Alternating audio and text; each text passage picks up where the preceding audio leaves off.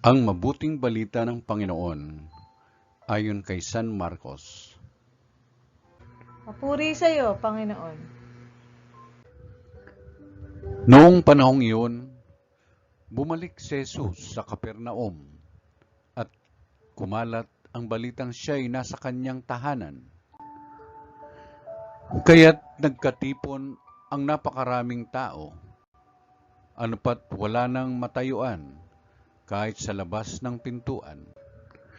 Samantalang nangangaral si Jesus, may idinating na isang paralitikong dala ng 4 katao.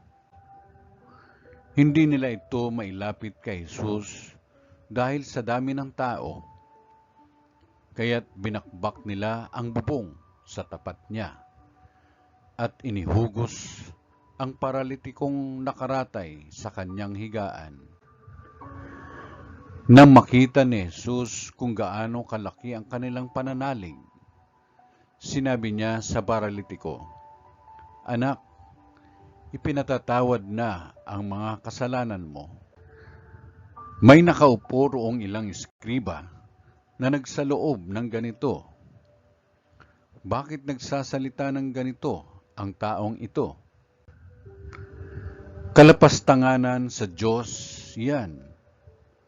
Hindi ba't Diyos lamang ang makapagpapatawad ng mga kasalanan?" Talos ni Jesus ang kanilang iniisip, kaya't sinabi niya, "Bakit kayo nagsasaloob ng ganyan? Alin ba ang lalong madali? Ang sabihin sa paralitiko, ipinatatawad na ang mga kasalanan mo, o ang sabihing, tumindig ka, dalhin mo ang iyong higaan at lumakad ka? Patutunayan ko sa inyo na dito sa lupa, ang anak ng tao ay may kapangyarihang magpatawad ng mga kasalanan." Sinabi niya sa paralitiko, "Tumindig ka, dalhin mo ang iyong higaan at umuwi ka."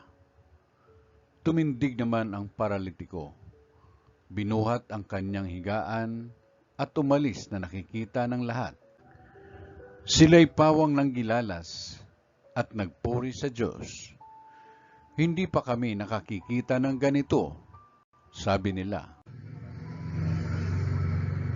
Ang mabuting balita ng Panginoon. Pinupuri ka namin, Panginoong Jesucristo.